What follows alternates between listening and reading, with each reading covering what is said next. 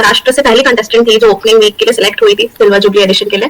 Over the India मुझे दिल्ली, भोपाल, लखनऊ से बहुत सारे लोग आए हुए दिखे। मैंने रिलेटेड क्वेश्चन पूछा था और दो में से मेरे 3 कंफर्म सही थे। 2 ही नहीं समझ में आ रहा था कि is it a good sign और it is a bad sign, क्योंकि बाकी लोग 7 मिनट, किसी का 10 मिनट, 15 मिनट, ज्यादा इससे ज्यादा मेरे सामने जितने लोग बैठे थे बाहर वेटिंग एरिया में नहीं चला था किसी का इंटरव्यू। तो वैसे ही वो दिन खत्म हुआ और आज भी मुझे याद है हम 10 लोग कनेक्टेड थे, जो लोग डे 1 से हम लोग साथ में आए थे, जिन्होंने पीआई दिया था, और we all were waiting for the call FFF का। और मुझे फाइनली वो कॉल आया 17 जुलाई को।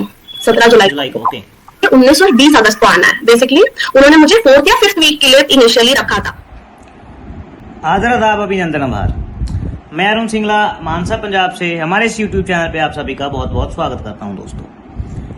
दोस्तों ज़्यादा समय आपका नहीं वेस्ट करते हुए हम कुछ ज़रूरी बातें करेंगे। आज जो ये वीडियो है ये ओपनिंग नोट के तौर पे आपको कुछ ज़रूरी बातें शेयर करनी थी, वो करेंगे। इसके बाद आज के इस वीडियो में आपके साथ होंगे मिस सोनल जी, सोनल गुप्ता जी, जो कि केबीसी के फर्स्ट वीक में फीचर हुए थे।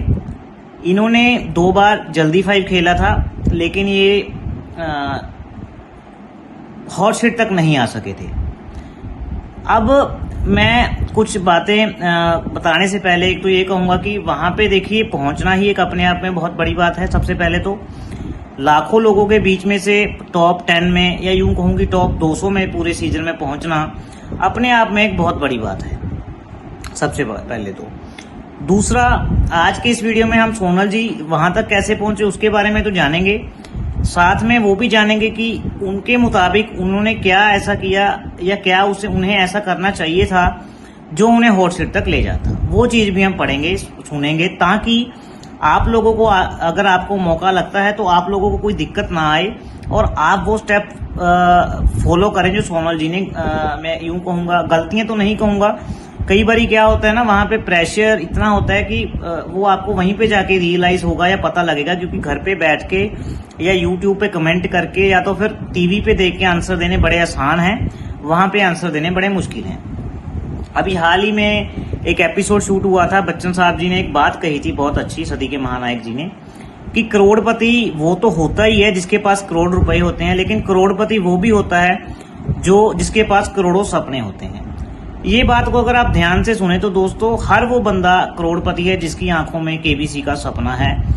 अब वो सपने को कैसा पूरा करना है, कैसे आपको सपने वाले करोड़पति को असल में करोड़पति के रूप में बदलना है, वो काम हमारा चैनल कर रहा है। इस माध्यम से मैं फिर से कह रहा हूं कि जो लोगों को हॉट सीट का कॉल आ रहा है या जो लोग सीरियस हैं एक्चुअल में हॉट सीट के लिए, वो लोग हमारे लिए इंस्टाग्राम पे भी और टेलीग्राम पे भी मुझे मैसेज कर सकते हैं, जिससे आपको नोट्स जो है बिल्कुल फ्री ऑफ कॉस्ट मिलेंगे। बहुत से ऐसे भाई बहनें हैं जिनके पास नोट्स नहीं है, टाइम की कमी है, वो सारी उनकी कमियां पूरी करके हम लोग जो फास्टर फिंगर फर्स्ट के लिए जा रहे हैं, उनको कैसे बेटर तैयारी करनी है और बहुत बड़ी अमाउंट के जीत के आ सकते हैं, उनको हम हेल्प करेंगे। पहले हमारे चैनल से मानवप्रीत जी गए, उनका हमने वीडियो डाला, फिर कशिश गई, उनका वीडियो डाला, 50 लाख रुपए 25 लाख रुपए दोनों जीत के आए। फिर इसके बाद कल अमृता जी का चलो 12.5 लाख रुपए जीत करके आए। आज हम सोनल जी के साथ इंटरव्यू करेंगे। इसके बाद आगे भी बहुत सारे इंटरव्यूज आएंगे। आज यानी 22 को 4th वीक की शूटिंग स्टार्ट हो गई है। आपको बताते हुए बेहद खुशी है कि 10 में से 5 कंटेस्टेंट हमारे ग्रुप में से हैं। आगे भी सभी जितने वीक की कॉलिंग हुई है सभी में हमारे कंटेस्टेंट हैं। आपको रियल टाइम न्यूज मिलती रहेगी। इसी के साथ साथ जो लोग फास्टर फिंगर फर्स्ट के लिए अभी सिलेक्ट हुए हैं, नोट्स के लिए कृपया मुझे मैसेज कर दें। बाकी आगे बात करेंगे सोनल जी के साथ। तो थैंक यू। तो नमस्कार आप सबका, हमारे इस यूट्यूब चैनल पर एक बार आपका फिर से स्वागत है। देखिए, मैंने ओपनिंग नोट में आपको सोनल जी के बारे में बताया था, तो स्वागत करते हैं हमारे चैनल पे सोनल गुप्ता जी का, जो कि मुंबई महाराष्ट्र से हैं और इस साल फर्स्ट वीक के आपने केबीसी 17 के सीजन में इन्हें देखा होगा। ये 2 बार जल्दी 5 खेले और जानेंगे आज इनका एक्सपीरियंस कैसा रहा केबीसी में, कहाँ से इन्होंने तैयारी की और इनका इंटरव्यू वगैरह कहाँ हुआ था, और साथ ही साथ कि कहाँ इन्होंने कुछ चीज़ें लैक की। हालांकि वहाँ पे प्रेशर एक अलग कंपोनेंट है, उसके बारे में भी अब डिस्क्राइब करेंगे, लेकिन कहाँ इनको ऐसा लगता है कि ये और बेटर परफॉर्म कर सकते थे, ये सब चीज़ें जानेंगे आज सोनल जी से। सबसे पहले तो सोनल जी आपका बहुत बहुत स्वागत है हमारे चैनल पे, क्योंकि आपका भी काफ़ी मैं अभी मीटिंग चल रहा है, आई नो कि आपका लेट शिफ्ट नाइट तक शिफ्ट रहता है, उस लेट नाइट शिफ्ट में से आपने हमें टाइम दिया, तो उसके लिए बहुत बहुत धन्यवाद। तो स्टार्ट करेंगे सबसे पहले आपसे। आप सबसे पहले कंटेस्टेंट को अपना इंट्रोडक्शन देने का कष्ट करेंगे प्लीज़, कि आप कहाँ से हैं और कैसे केबीसी में गए। पहले तो नमस्कार आपको भी और सभी हमारे दर्शकों को जो हमें काफी टाइम से आपको और आपके वीडियोस को फॉलो कर रहे हैं। बहुत सारे लोग मुझे जानते हो क्योंकि मैं बहुत शुरुआत से शायद टेलीग्राम ग्रुप पे आपके साथ जुड़ी हुई हूँ। तो पहले तो वही आपसे सबसे धन्यवाद कहना चाहूंगी कि आप लोग के बेस्ट विशेस या जो भी आप लोग के ब्लेसिंग्स थे, उस कारण मैं वहां तक भी पहुंच पाई, जो कि मेरे लिए बहुत बड़ी बात थी। और मेरी जर्नी जहां तक केबीसी की थी, पहले तो मैं ये बताना चाहूंगी कि मैं महाराष्ट्र से पहली कंटेस्टेंट थी जो ओपनिंग वीक के लिए सिलेक्ट हुई थी सिल्वर जुबली एडिशन के लिए। और मुझे पुणे से इंट्रोड्यूस किया गया था। रीजन ये था कि मैं Monday to Friday mostly Pune में रहती हूँ ऑफिस के वजह से, और सैटरडे संडे मेरा बेबी, क्योंकि मेरे पेरेंट्स के पास सैटरडे संडे मुंबई में रहता है, तो मैं ऑलमोस्ट हर वीकेंड ट्रैवल करती हूँ। तो इसी कारण मेरा मैक्सिमम मतलब रेसिडेंस टाइम पुणे का था, तो उन्होंने पुणे से मुझे इंट्रोड्यूस करा था। तो जर्नी मेरी केबीसी की कुछ ऐसी शुरू हुई थी कि जब बचपन में मेरे मुंबई के सोसाइटी में when I was a kid, तो हमारे यहाँ 31st का प्रोग्राम हुआ करता है न्यू ईयर का। तो वहां पे ना, ये 2000 की बात मैं बता रही हूँ आपको, शायद 2000 होगा या 2001 होगा, I am not very sure. तो उस समय ना हमारे यहाँ जैसे डांस कॉम्पिटिशन और ये सब न्यू ईयर के टाइम रखे जाते थे। तो तभी नया नया ये केबीसी का सीजन आया था, और बहुत कम लोगों के पास ओनिडा वाली भी टीवी तब के जमाने में होती थी, बड़ी वाली। तो मुझे याद है कि हमारे एक रेसिडेंट थे बिल्डिंग के जिनके पास वो टीवी थी, और किसी को केबीसी का शो मिस नहीं करना था, जो कि पैरेलली उसी दौरान आ रहा था न्यू ईयर, क्योंकि वो लंबा सीजन चलता है। तो दिसंबर 31st 30 के अराउंड आ रहा था, 25th 30 के अराउंड। तो ऐसा हुआ था कि उन्होंने टीवी बाहर, मतलब जहां हम परफॉर्मेंस करने वाले थे, तो वहां लाया था टीवी। मेरे पास वो फोटोज भी है। और ऐसा होता था कि जब ब्रेक आता था तब एक एक परफॉर्मेंस, डांस परफॉर्मेंस वो लोग लेते थे। तो मुझे तब That was how I got to know कि मतलब अमिताभ जी का ये शो इतना बड़ा है कि इसके लिए मतलब लोगों को क्रेज इतना ज्यादा है कि मतलब हमारा डांस परफॉर्मेंस जो हम पूरे साल, हम छोटे छोटे बच्चे जो प्रिपेयर कर रहे हैं, उसको होल्ड करके मतलब हमें मौका तब दिया जाता था जब केबीसी में ब्रेक आता था। तो तब से मैंने उस चीज को देखा, और मुझे था कि काश ऐसा हो कि मैं भी उस प्लेटफॉर्म पे हूँ और लोग जो यहाँ से देख रहे हैं और मैं वो पल जी पाऊं। Some watched it, I lived it. तो वो वाली चीज मुझे कन्वर्ट करनी थी, तो वो तब से दिमाग में था। तो बस वही लेकर के ऑन अ सीरियस नोट, तो मैंने 5 years down the line preparation start की थी। 2020 में मैं आपको मेल भी दिखा सकती हूँ, मेरे पास आई थिंक तब कोरोना चल रहा था, तो इनिशियल जो कॉल पे रजिस्ट्रेशन क्वेश्चंस आते हैं वो क्रॉस हो गया था। फिर उनका मुझे एक ईमेल आया था कि you are selected for online ground audition 12 July 2020। तो वो एक ईमेल थी। फिर वहां पे क्योंकि कोरोना था तो कुछ 6-7 क्वेश्चंस उन्होंने पूछे थे और मुझे वीडियो बना करके भेजना था, तो मैंने शेयर किया था। बट उसके बाद उनका कोई रिवर्ट नहीं आया।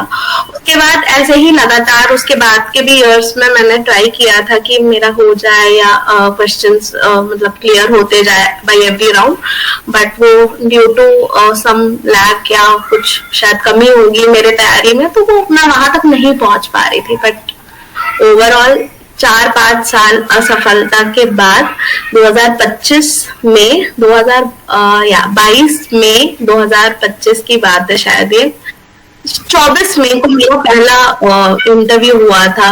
पीयर ग्राउंड ऑडिशन के लिए मुझे मैसेज आया था मुंबई में, पवार पब्लिक हाई स्कूल। एक बार ये आपको रोक रहा हूँ, आपने ये थोड़ा इलेबोरेटिव मैनर में बताइए कि आपका इंटरव्यू मुंबई कहाँ हुआ था? मुंबई में Pawar public high school, I think Kandivali में वो स्कूल था जी।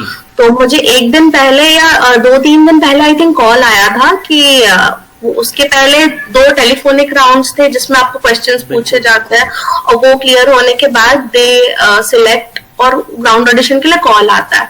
तो मुझे वैसे ही 2-3 दिन पहले ही कॉल आया था कि आपका ग्राउंड ऑडिशन है, और कोई SMS वगैरह सच नहीं आया था कि आपका ग्राउंड ऑडिशन मुंबई वाले सेंटर पे कांदिवली में है, और वो एक IVR कॉल था। तो मैं वहां गई थी और मैं सुबह 6 बजे पहुंची थी, और उसके पहले ही मैंने देखा कि सडनली उस दिन का ऑडिशन ओपन ऑडिशन कर दिया था इन्होंने। हाँ बिल्कुल। मतलब कि जिन लोगों ने वो पहले के 2 राउंड्स के लिए रजिस्टर किया हो ना किया हो, या वो जो 10 क्वेश्चन जो सोनी लिव ऐप पे अप्रैल के महीने से आ रहे थे वो आंसर किया हो ना किया हो, तो भी आप उस ऑडिशन में बैठ सकते हो, हिस्सा ले सकते हो।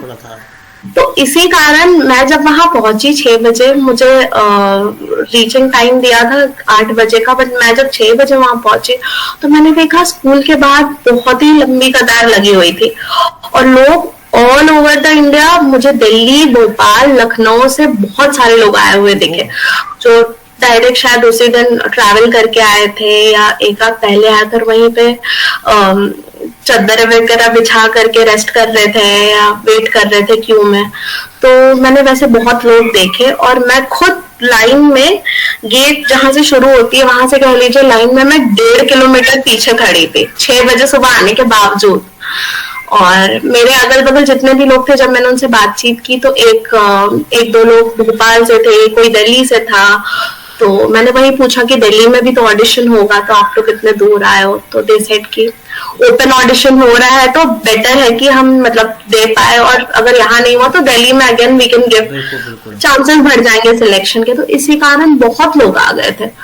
और साथ ही साथ मैंने एक चीज देखी कि जैसे अब बहुत सारे लोगों के साथ पेरेंट्स भी आए हुए थे, तो क्योंकि ओपन ऑडिशन था तो उन्होंने क्या किया कि जो साथ में कंपेनियन के रूप में आए थे तो वो भी बैठ गए थे, मतलब उन्होंने भी फॉर्म भर दिया, आधार कार्ड दिखा करके वो कर दिया, क्योंकि आपका कुछ चेक नहीं हो रहा था। बिल्कुल बिल्कुल। तो वो एक जर्नी रही थी। फिर मुझे याद है कि उस दिन लगभग मेरा नंबर, क्योंकि फिर गेट खुला था, फिर वो नॉर्मल चेक वगैरह हो रहा था, बहुत लंबा क्यू था, और मेरा नंबर रात को 8 बजे आया था जीके टेस्ट लिखने का। मतलब भगवान कहते हैं ना, परीक्षा हर तरफ से लेते हैं। और उस दिन हेट गर्मी मुंबई की, और मैं पुणे से रात को डिनर करके 12 बजे निकली थी ट्रैवल करके, और मैं घर भी नहीं गई थी, मैं डायरेक्ट सेंटर गई थी। मुझे था कि जल्दी जाऊंगी, जल्दी लाइन में लगेंगे, क्योंकि तो जल्दी शायद फ्री हो जाएंगे, जल्दी प्रोसेस खत्म हो जाएगा। बट वहां जाके देखा तो मेरे जैसे सोचने वाले और भी लोग थे, और बहुत लोग खड़े थे ऑलरेडी कतार में। तो जैसे कि मैंने कहा 8 बजे मेरा नंबर आया, हमें क्लासरूम्स में बिठाया था, 40 से 50 बच्चे होंगे हर क्लासरूम में, और हमें क्वेश्चन पेपर बांटा गया। जैसे कि बाकी कंटेस्टेंट्स ने भी बताया है इंटरव्यू पे कि 20 क्वेश्चंस हमें थे विद मल्टीपल MCQs।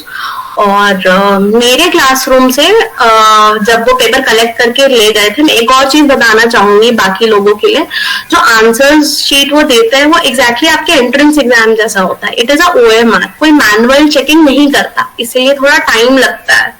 क्योंकि वो बता रहे थे कि वहां पे कोई मशीन है उन्होंने रख रखा है जिसके थ्रू OMR चेकिंग हो रही है शीट्स की, और स्कोर वैसे कैलकुलेट हो रहा है।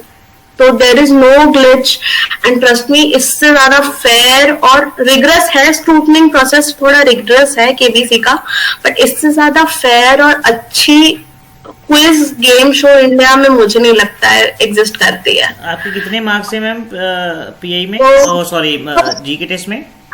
तो लगभग मुझे जो याद है 20 क्वेश्चन में से मेरे 16 तो एकदम ही करेक्ट है, क्योंकि जब पेपर देने के बाद हमने जब डिस्कस किया तो हमारे 16 करेक्ट है। और वही जैसे जो 4 बचे थे उसमें से वही आप जो इंटेलिजेंट गेस मारते हो, तो एक कोस्ट लाइन के ऊपर क्वेश्चन था, फिर एक एक फ्लावर के ऊपर था जो वेस्टर्न घाट्स में 12 इयर्स में एक बार ब्लॉसम होता है, तो उसका वो पिक्टोरियल क्वेश्चन था। तो उसके मैंने थोड़े से इंटेलिजेंट गेस किए थे, तो मुझे लगता है वो 4 में से 1-2 तो सही हुआ ही है।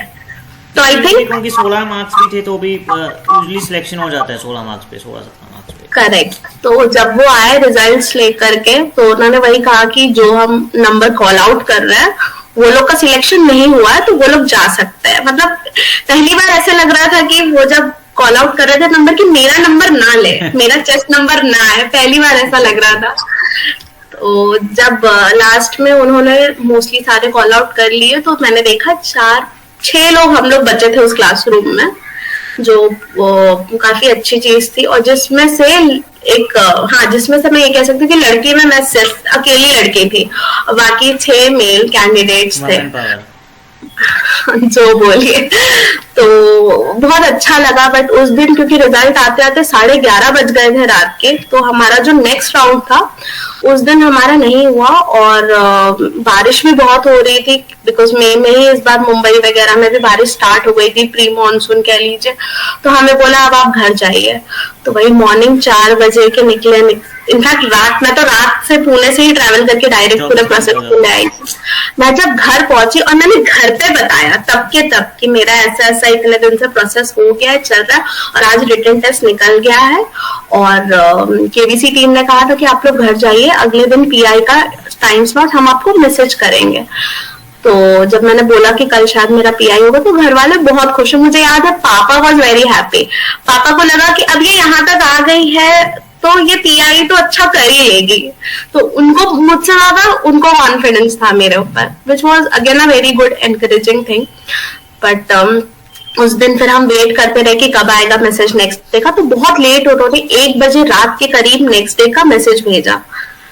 And the venue was different, क्योंकि क्या हो रहा था, यहाँ ओपन ऑडिशन की वजह से भीड़ उन्होंने जितना एक्सपेक्ट किया था उससे कहीं ज्यादा आ गई थी। और नेक्स्ट डे भी उनको रिटन टेस्ट लेना था या ग्राउंड ऑडिशन का प्रोसेस कैरी आउट करना था। तो यहाँ पे पॉसिबल नहीं था कि शायद पीआई का वो पैनल सेटअप या रूम सेटअप कर पाए इंटरव्यू का। तो उसी के कांदिवली में ही था, दूसरा एक स्कूल था, वहां पे हमें डायरेक्ट मैसेज आ गया था, विवेकानंद करके था शायद। तो वहां हम गए थे इंटरव्यू के लिए, पीआई इंटरव्यू के लिए। और फर्स्ट कम फर्स्ट सर्व पे था, मॉर्निंग का ही स्लॉट था 8 बजे का। तो मुझे मेरे सारे जो भी बैचमेट्स क्लासरूम में सिलेक्ट हुए थे 6-7 लोग सब मिले। एंड टचवुड आज भी वो लोग मेरे से कनेक्टेड है। एंड ट्रस्ट मी, मैंने कहा ना, जैसे कि आप कभी भी कुछ अच्छा करते हो तो कोई एक इंसान नहीं होता, सबका सपोर्ट, सबके गुड विशेस, ब्लेसिंग सब आपको लगता है। तो वो लोग आज भी मेरे से कनेक्टेड है और हम सबने अपना पीआई एक करके दिया। और मेरा पीआई जो था लगभग, मतलब मुझे अंदाजा नहीं लगा क्योंकि I was not wearing a watch. But मैं जब बाहर निकली तो मुझे बाकी लोगों ने बताया कि मेरा पीआई कम से कम 45 मिनट्स टू 1 आवर चला ही होगा। 45 minutes PI, 45 minutes to 1 hour. तो उसमें शुरू के तो 10 मिनट वो माइक सेट और थोड़े बहुत वो, मतलब आप ठीक हो, आप कंफर्टेबल हो, आप कल रात हो गया था आपका प्रोसेस करते करते रिटन टेस्ट, वो जनरल बातचीत हुई जो पैनल थी, क्योंकि इवन देवर अवेयर कि कल ये लोग लेट नाइट के रिटन एग्जाम के क्वालिफायर से जिनका पीआई पेंडिंग है। तो उसके बाद जब स्टार्ट हुआ तो मैं जब निकली तो इट वॉज पास्ट 1 आवर, जो मैंने लास्ट टाइम देखा था। और सबने मुझे यही पूछा कि इतना क्या पूछा। एंड वो पूछने से ज्यादा it was a casual talk. मतलब जो आप बुकलेट में आप जो भी चीजें लिखते हो, जो चीजों पे उनका इंटरेस्ट आता है या जो चीज वो बहुत जानना चाहते हैं, जैसे मेरा था कि मुंबई पुणे का उनको जर्नी जानना था। जैसे कि मैंने बताया था कि मंडे टू फ्राइडे मेरा पुणे कर्म भूमि है और मेरा सैटरडे संडे धन भूमि हो जाता है Mumbai, because I get back to motherhood, to my child और मदरली ड्यूटीज एंड एवरीथिंग। तो उस पे उनको बहुत चीज जानना था कि मैं ट्रैवल टाइम पे कैसे करती हूँ, और मैं इतने टाइम से ट्रैवल कर रही हूँ तो मेरा एक्सपीरियंस, चैलेंजेस और ओवरऑल मतलब शुरू से मैं एज अ स्टूडेंट लाइफ कैसी रही, मेरा मतलब स्टूडियस थी, बाकी चीजों में कितना इंटरेस्ट था। तो हर चीजों पे डिस्कशन हुआ। और लास्ट में उन्होंने 5 जीके के क्वेश्चंस पूछे थे अगेन, जिसमें से मुझे याद था कि मुझे आज भी क्लियरली याद है कि उन्होंने एक गोल्डन बेल अवार्ड किसके लिए होता है, अंपायर वाला, तो वो एक पूछा था। और एक एंजियोप्लास्टी रिलेटेड क्वेश्चन पूछा था और एक पार्लियामेंट रिलेटेड क्वेश्चन पूछा था। और 2 भी उन्होंने पूछे थे, वो मुझे रिकलेक्ट नहीं कर पा रही, बट 2 5 में से मेरे 3 कंफर्म सही थे। 2 मैंने उनको क्लियर बोला कि मुझे नहीं आता है, but if you want me to choose I will go with this option. तो वो उन्होंने भी नहीं बताया कि सही हुए गलत हुए। और मैंने आकर के भी नहीं उस चीज को देखा, क्योंकि मतलब मैं उसी जोन में थी कि जब सबने बोला कि इतना लंबा चला, तो मुझे ये नहीं समझ में आ रहा था कि is it a good sign और it is a bad sign, क्योंकि बाकी लोग का on an average 15 minute, 20 minute, किसी का 7 मिनट, किसी का 10 मिनट, 15 मिनट, ज्यादा इससे ज्यादा मेरे सामने जितने लोग बैठे थे बाहर वेटिंग एरिया में नहीं चला था किसी का इंटरव्यू। तो वैसे ही वो दिन खत्म हुआ, और आज भी मुझे याद है हम 10 लोग कनेक्टेड थे, जो लोग डे 1 से हम लोग साथ में आए थे, जिन्होंने पीआई दिया था, और we all were waiting for the call FFF का।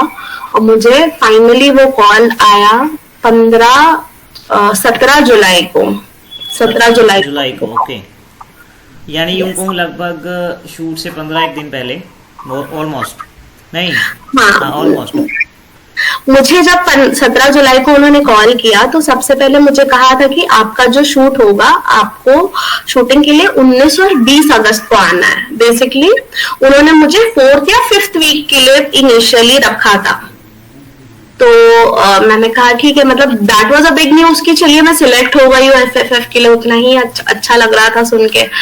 फिर बाद में 1 वीक बाद ही उनका मुझे कॉल आया कि आपको हम ओपनिंग वीक में डालना चाह रहे हैं, हम चाह रहे हैं कि महाराष्ट्र से आप फर्स्ट कंटेस्टेंट बन के जाओ। तो एकदम से उनका ये एंड मिनट चेंज आया, और जैसे कि अरुण सर ने बताया है सभी को कि एक बार आपका सिलेक्शन होता है तो वो आपको इतना बिजी कर देते कि आपको पढ़ने का या बाकी किसी भी तैयारी का कोई समय नहीं मिलता। तो मेरे साथ भी वैसे ही हुआ। अब मेरे दिमाग में था कि 19-20 जाना है, तो 15 के अराउंड, अगस्त के अराउंड जो 15-10 से छुट्टियां मैं ले लूंगी ऑफिस की, और थोड़ा सा उसके पहले तैयारी भी कर लूंगी। तो लेकिन वैसा नहीं हुआ, क्योंकि एकदम से वही है ना कि God test when he starts testing you, he make sure कि आप हर तरफ से आप उनका एग्जाम पास करो, या हर तरफ से आपका वो स्ट्रेंथ, पेशेंस और हर चीज टेस्ट करते हैं। तो मेरे साथ भी वही हुआ। और मुझे आज भी याद है जब उनका मुझे कॉल आया था कि आपका प्रीपोन हुआ है, हम आपको ओपनिंग वीक के लिए डाल रहे थे, तो my dad was not well, he was hospitalised और आईसीयू में थे वो बहुत, मतलब वो वीक ऐसा था कि, और क्योंकि ये इतनी बड़ी अपॉर्चुनिटी थी कि मैं ये नहीं बोलना चाह रही थी कि मुझे नहीं पता नेक्स्ट वीक क्या होगा नहीं होगा, तो मैं ना तो नहीं बोलना चाह रही थी। मैंने कहा कि ठीक है, मैं I try my best, I am there, आप मैं कंफर्मेशन देती हूँ आपको, आप you may just go ahead with my confirmation for the first week. फिर एकदम से ही सब प्रीपोन हुआ और किया मैंने जैसे तैसे उस चीज को सॉर्ट।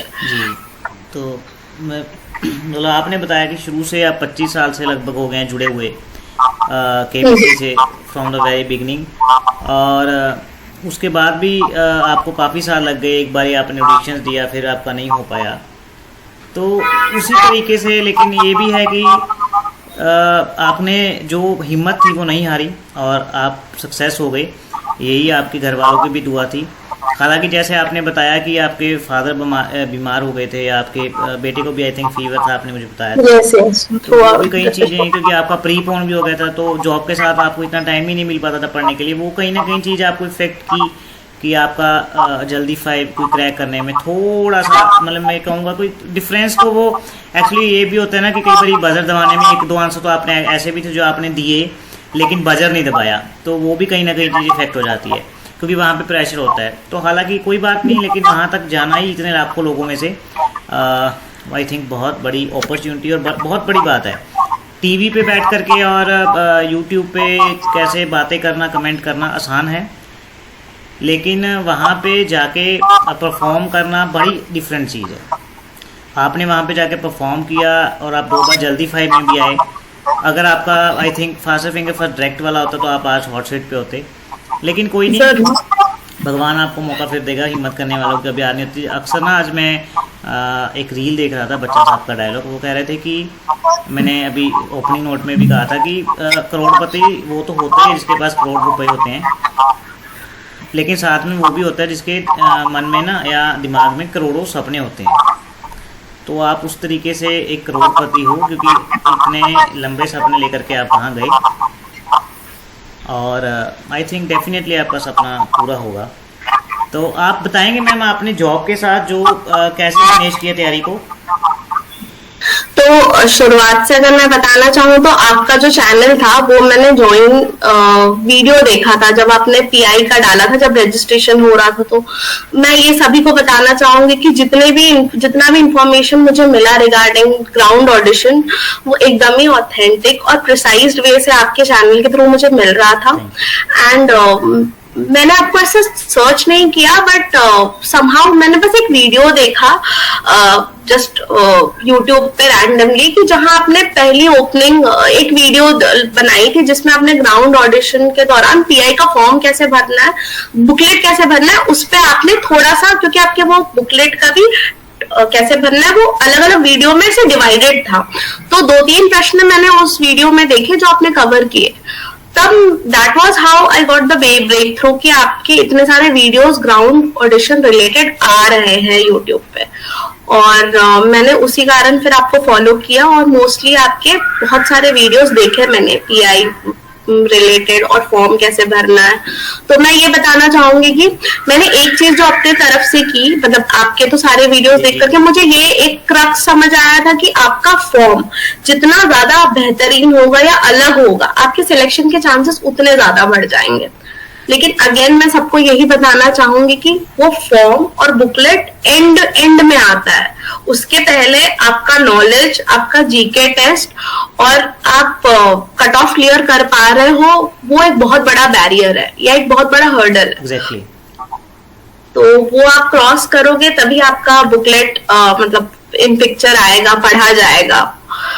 और मैंने एक चीज जो अपने तरफ से एक्स्ट्रा की थी वो मैं मतलब एज अ सजेशन सबको बताना चाहूंगी, अगर जो नेक्स्ट ईयर भी ट्राई करना चाह रहा है, तो मैंने उस बुकलेट का एक जेरोक्स लेकर के मैंने एक दिन पहले रफली उसको भर के देखा था, मतलब जस्ट इन माइंड, और थोड़ा सा भर करके रख दिया था, और नेक्स्ट डे मॉर्निंग मैंने खुद अपने बुकलेट को पढ़ा था जस्ट टू सी कि मेरा बुकलेट में जो मैंने आंसर्स लिखे वो कितने अलग और अच्छे या इंटरेस्टिंग साउंड कर रहा है। तो 1-2 मैंने फिर अपने ही बुकलेट में ऐसे मुझे लगा कि इस जगह मैं ये चीज मेंशन कर सकती हूँ to make it more interesting for the reader. तो मैं वो एक ग्राउंड लेवल की तैयारी करके गई थी इन माई हेड, और मुझे ये था कि जितना मैंने पढ़ा है, या जैसे कि एक दिन का ये ज्ञान नहीं है, इसका कोई सिलेबस नहीं है, ना केबीसी का कोई सिलेबस है, ना ग्राउंड ऑडिशन का कोई सिलेबस है, ना जिंदगी जीने की कोई सिलेबस है, ना किताब है। तो बस सिमिलर तरीके से वही है कि यू शुड बी साउंडफुल अराउंड कि क्या हो रहा है, नहीं हो रहा है, इंटरनेशनल, नेशनल। और एक ही रामबाण है जो मैं कहूंगी, न्यूज़पेपर पढ़िए, जो अरुण जी ने भी हजारों मर्तबे दोहराया होगा अपने टेलीग्राम चैनल पे भी और वीडियोस में भी, क्योंकि वहां से कैसे होता है कि आपको सब फील्ड की नॉलेज थोड़ी बहुत मिल जाती है। बॉलीवुड पेज भी आपको पता चल जाता है कि अच्छा ये मूवी आई, ये थोड़ी अच्छा कर रही है, या इसमें ये एक्टर एक्ट्रेस फीचर हो रहा है। स्पोर्ट्स तो है ही, टेक्नोलॉजी तो है ही, इंटरनेशनल अफेयर्स भी है ही, तो ये सारी चीजें आपको पता चल जाती है। तो आप थोड़ा जागरूक रहिए, या कोई टेलीग्राम पे ही न्यूज चैनल ज्वाइन कर लीजिए, बस जस्ट एज अ ग्लांस भी अगर आप देख लोगे ना, तो ना पढ़ने ना देखने से बेहतर है कि एज अ ग्लांस भी आप देख लो, तो आपको पता है कि अच्छा कोई एस्ट्रोनॉट स्पेस पे गया है इस महीने, या ये चीज हो रही है, या ये आईपीएल में ये टीम जीत रहा है, या ये टीम अच्छी कर रही है, या ये प्लेयर अच्छा कर रहा है, तो आपको मोटा मोटी आइडिया हो जाता है। तो वो एक चीज है। और रही बात आफ्टर सिलेक्शन प्रिपरेशन के लिए, जैसे कि मैंने बताया मुझे बिल्कुल भी विंडो नहीं मिला, घर में हेल्थ वगैरह भी बहुत खराब हो गया था। और रही बात जो फर्स्ट और सेकंड एपिसोड है जो आपने देखा होगा, जिसमें मेरे 3 फास्टेस्ट फिंगर में से पहला तो क्वेश्चन ही गलत हो गया था, उसका कारण ये था एक तो कि मैं, क्योंकि इतना ट्रैवलिंग हो गया था मेरा उस बीच, पापा वॉज नॉट वेल, तो मैं ऑलरेडी मुंबई में थी, फिर ऑफिस के लिए वापस पुणे आई। फिर मुझे जब केडीसी टीम ने कॉल करके कहा कि आप सिलेक्ट हुए हो, हमें आपके यहाँ वापस आना है शूट करने के लिए, वीडियो के लिए, फिर से मैं वापस मुंबई गई, 2 दिन रुकी, फिर मैं वापस आई। फिर मैं दूसरे दिन फाइनली मुंबई गई with my clothes and all, costumes and all. तो मुझे खुद याद है कि उस दिन सेट पे जब मैं सुबह 8 बजे पहुंची, मैं रात को 2:30 या 3 बजे घर पहुंची होंगी पुणे से, ऑफिस करने के बाद। और क्योंकि मेरी छुट्टियां भी ऐसी थी कि मैंने ऑलरेडी 1 वीक प्लान लीव के लिए 15 अगस्त से वहां तक बोल रखा था, जो मेरा फर्स्ट शूट डेट था। तो वो भी मुझे अप्रूवल नहीं मिल रहा था। मैं निकल तो गई थी पुणे से मुंबई के लिए केबीसी शूट के लिए, बट वो अप्रूवल मेरे शूट टाइम पे मुझे आया कि क्योंकि एकदम से आप 1-2 दिन की बात नहीं, 1 वीक की बात है, तो कहीं ना कहीं वो सब टेंशन भी था। मेरा बेबी भी पूरा उसको क्योंकि कहीं और छोड़ के आना पड़ रहा था 12-12 घंटे पेरेंट्स को, और बहुत छोटा है वो, तो उसकी भी हेल्थ थोड़ी सी खराब हो गई थी। लास्ट में फीवर हो गया था उसको, कोल्ड कफ था, और पापा भी जस्ट 1 वीक पहले ही डिस्चार्ज होके आए थे, तो उनको उतना लंबा से बैठना और सेट पे थोड़ा सा डिफिकल्ट। मुझे ये सबका टेंशन था, और फर्स्ट सेकंड डे के फोटोज अगर मैं भी अपने जो आए देख रही हूँ तो मेरी आंखें लाल है, एंड मतलब मुझे जोन में ही केबीसी के आने में 3rd डे लग गया, और वो थोड़ा सा मेरा आपने लिटरली बहुत अच्छा किया, लेकिन इतनी मतलब आप प्रॉब्लम सी और शॉर्ट शूट आपका प्रीपोन हो गया, लेकिन आप वहां तक पहुंचे, जल्दी 5 खेला। लेकिन मैं जल्दी 5 की भी बात हुई है तो बता दूं कि अभी जो 4th वीक का शूट है इसमें से जल्दी 5 इन्होंने स्क्रैप कर दिया, यानी खत्म कर दिया इस बार। तो 4th वीक ऑनवर्ड्स आपको फास्टर फिंगर फर्स्ट खेलना होगा, जो सबसे तेज जवाब देगा वो हॉट सीट पे चला जाएगा। आज से 4th वीक का शूट स्टार्ट हो चुका है, बाकी 10 में से 5 कंटेस्टेंट हमारे ग्रुप में से जा रहे हैं, आपको रियल टाइम अपडेट मिलते रहेंगे। लेकिन जल्दी 5 स्क्रैप हो गया, हो सकता है अगर वो पहले वीक में ना होता तो सोनल जी आज करोड़पति होते नेक्स्ट, क्योंकि कुछ चीज़ें होती है ना कि फास्टर फिंगर फर्स्ट क्लियर करना मुश्किल है, या जैसे यूपीएससी में होता है कि पर प्री क्लियर करना मुश्किल है एज कम्पेयर टू मेंस, उसी हिसाब से फास्टर फिंगर फर्स्ट जिन्होंने क्लियर करे लिए। जल्दी 5 में क्या होता है कि प्रेशर वो होता है सामने वाले का, जब प्रेशर आता है कई बार बटन नहीं दबा पाते, आंसर पता होता है, वो चीज़ इन्होंने आई थिंक जो मैं कहूँगा लैग हो गए, क्योंकि आंसर इन्हें पता था प्रेशर की वजह से, बस बटन नहीं दबा पाए। 2 बार वहाँ हुआ, हो सकता है सामने वाले को आंसर भी ना बताओ, लेकिन इन्होंने सही बोल दिया तो पॉइंट इनके जुड़ने की बजाय उनका जुड़ गया, यानी 1 पॉइंट इन्होंने आगे होना था वो आगे हो गया, यानी 2 पॉइंट का फर्क पड़ गया। तो उससे क्या हुआ, ये हॉट सीट पर नहीं जा पाए। हालांकि डेफिनेटली मुझे यकीन है ये हॉट सीट तक जाएंगे इस सीज़न, नहीं तो अगले सीज़न। जब इन्होंने फर्स्ट डे मेरे को फॉर्म भेजा था टेलीग्राम चैनल पे, तो मैंने उसी दिन इन्हें आई थिंक कह दिया था, आप पूछ लो इनसे कि आपका सिलेक्शन पक्का है, तो मैंने इन्हें कह दिया था फॉर्म देखते ही। तो डेफिनेटली इनका सिलेक्शन तो होगा, आज नहीं तो नेक्स्ट वीक तो पक्का होगा, सॉरी नेक्स्ट ईयर, लेकिन इसलिए तो पक्का ही हो जाएगा, बाकी किस्मत की बात है, भगवान भी इनके साथ है। तो सोनल जी आप कुछ कहना चाहेंगे इस वीडियो को रिलेटेड, या फिर कुछ और आपको लगता हो कि कंटेस्टेंट के साथ करना है? अब तो जल्दी 5 क्योंकि स्क्रैप हो गया तो सुन के अच्छा भी लग रहा है और बहुत बुरा भी लग रहा है, क्योंकि जैसे कि आपने कहा मेरा दोनों बार सबसे तेज जवाब था, मतलब अगर जल्दी 5 नहीं होता तो I would have been there. और दूसरी बात है कि मेरी जो फर्स्ट कॉम्पिटिटेंट थी कल्याणी, जो असम से थी, वो ऑलरेडी 2022 में भी आ चुकी थी, शो पे फीचर हो चुकी थी, बट ऑब्वियसली वो भी हॉट सीट तक तब नहीं पहुंच पाई थी, तो उनको थोड़ा सा ना वो प्रेशर और वो ऑरा का मेरे से बेटर एक्सपीरियंस था।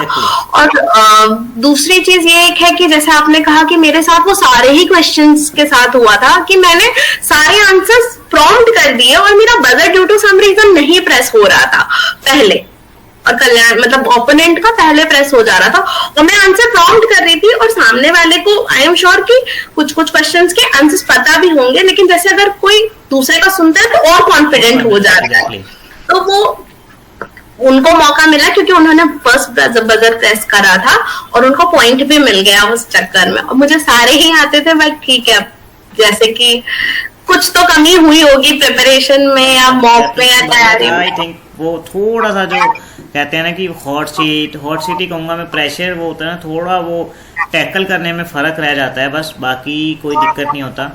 लेकिन डेफिनेटली आई थिंक आज का वीडियो आपका भी काफ़ी टाइम ले लिया मैंने, तो एंड करेंगे यहाँ पे। लेकिन बहुत बढ़िया आपने इंटरव्यू दिया, आपने ज़रूरी टाइम दिया अपना इतने कीमती समय में से, तो उसके लिए आपका तहे दिल से धन्यवाद। और आशा करता हूँ कि जल्दी हम फिर से आपके लिए इंटरव्यू लेके आएंगे नेक्स्ट करोड़पति मिस सोनल गुप्ता।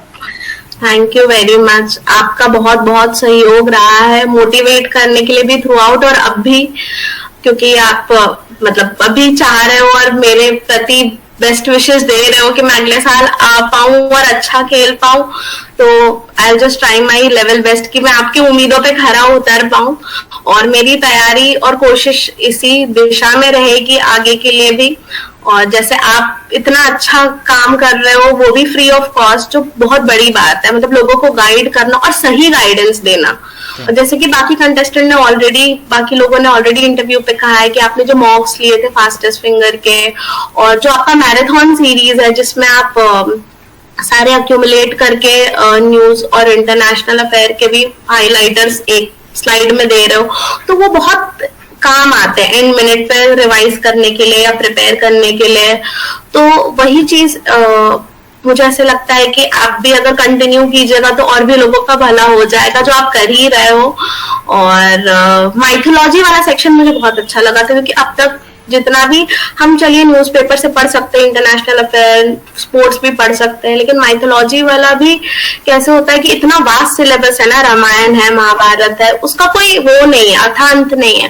लेकिन आपने जो भी 4-5 वीडियोस जो मैंने आपके देखे माइथोलॉजी के, तो बहुत ही क्रिस्प तरीके से और बहुत ही मतलब अच्छे लेवल के क्वेश्चंस आपने लिए। बेसिक तो चलिए सभी को पता होता है, तो वो एक चीज मुझे पर्सनली बहुत अच्छी लगी थी। और मैं आपको से बोल भी रही थी कि और माइथोलॉजी के वीडियोस लाइए, आप बहुत हेल्पफुल होगा for KBC preparation also and for other aspirants also for other exams. तो अच्छा रहा ओवरऑल आपके साथ भी, हम काफी टाइम से कनेक्टेड भी थे, मैं आपसे राय मशवरा भी करती रहती थी और आप भी मुझे बताते थे काफी कुछ जो मेरे डाउट्स होते थे। तो अच्छा लगा आपके साथ कनेक्ट करके, और उम्मीद है कि आपका और आपकी सिस्टर का चैनल बहुत ग्रो करे। और आपने जो हमसे मॉनेटरी बेनिफिट नहीं लिया, लेकिन आपको यूट्यूब जरूर मॉनेटराइज कर दे आपका channel. Thank you ma'am, thank you so much. चलिए ठीक है मैडम, बाय बाय। ठीक है, चलिए, जय हिंद, जय भारत।